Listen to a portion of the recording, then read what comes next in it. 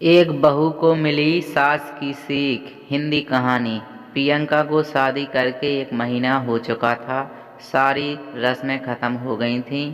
अब गृहस्थी संभालने की बारी थी और किचन भी प्रियंका ने अपने मायके में ज़्यादा कुछ काम किया नहीं था, इसीलिए वह रसोई घर का भी काम इतनी अच्छे से नहीं जानती थी। इस बात का उसकी सास को भी पता था, क्योंकि लड़की देखने के कार्यक्रम के समय प्रियंका के मायके वालों ने उनसे कुछ भी नहीं छुपाया था और इस बात से उसके ससुराल वालों को भी खुश थे कि कम से कम उन्होंने झूठ तो नहीं बोला। अपने बेटे के लिए प्रियंका पसंद आने की वजह से सास ने भी उसका साथ देते हुए कहा था कि चिंता मत करो, जो तुम अपनी माँ से नहीं सीख पाई वह मैं तुम्हें सिखा दूंगी।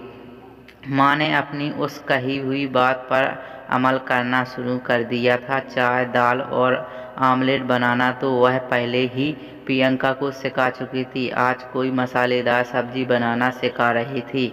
सास ने प्रियंका को लाल मिर्च सिलबट्टे में पीसने को दी, क्योंकि वो खुद भी कई सालों से इसी तरह मसाला पीसा करती थी। प्रियंका ने जैसे ही सिलबट्टे में लाल मिर्च पीसना शुरू किया था, उसके हाथ जलने लगे थे और मुँह पर पसीना आने की वजह से जब उसने मुँह को छुआ तो उसका मुँह भी जलने लगा था। वो जलन की वजह से हल्का सा सीख रही थी।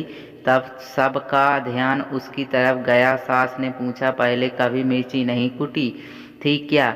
मिर्ची कूटते समय हमेशा दस्ताने पहन लेना चाहिए। नहीं मम्मी जी, माँ ने कभी मिर्ची पीसने ही नहीं दी थी। हाँ, कभी कभार धनिया और अदरक पीस लेती थी, लेकिन जब भी मिर्ची पीसने के लिए मैं मांगती तो माँ कहती कि तुम इससे दूर रहो, जलन होगी। प्रियंका बोली, ठीक है, कोई बात नहीं। अब अच्छे से हाथ और मुँह धो लो और थोड़ा घी लगा लो और साइड पर जाकर बैठ जाओ, थोड़ा आराम मिलेगा। और आगे से ध्यान रखना कि हमेशा हाथ और मुँह ढककर ही मिर्ची पीसना। सास ने प्रियंका से कहा। प्रियंका के हाथ अभी भी जल रहे थे, जो उसके चेहरे से साफ नजर आ रहा था।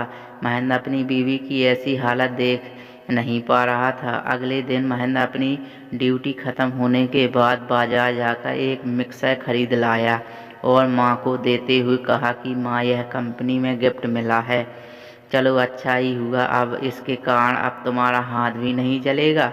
महेंद्र तिरछी नज़र से अपनी पत्नी को देख रहा था। उसकी यह हरकत माँ ने भी देख ली। माँ बोली, अच्छा जी, अब समझ में आया बीवी को एक बार हाथ में क्या जलन हो गई। नया मिक्सर आ गया और मैं इतने सालों से नहीं बताती थी, तो क्या मेरे हाथ नहीं जलते थे?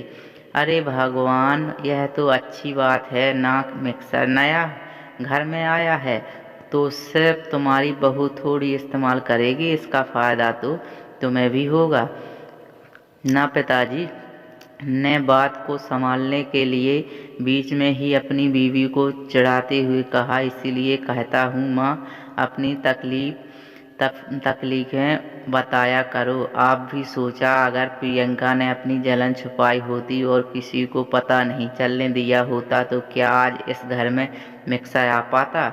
जैसे ही मुझे प्रॉब्लम पता चली, मैंने उसका सॉल्यूशन ला दिया। यह बात सच है कि प्रियंका मेरी पत्नी है, लेकिन यह बात भी सच है कि मैं आपका बेटा हूँ और प्रियंका से भी पहले आप ही मेरे लिए ज़्यादा महत्वपूर्ण हैं।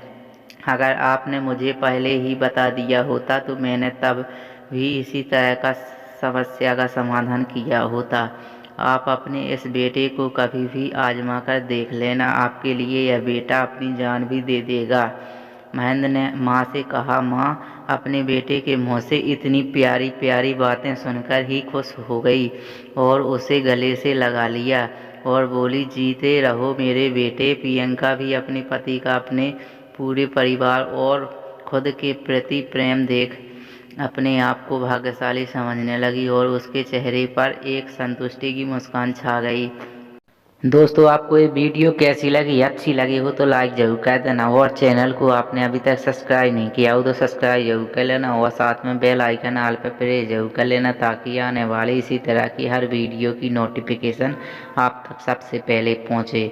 दोस्तों वीडियो देखने के लिए धन्यवाद, मिलते हैं इसी तरह की अगली कहानी में। धन्यवाद, जय हिंद।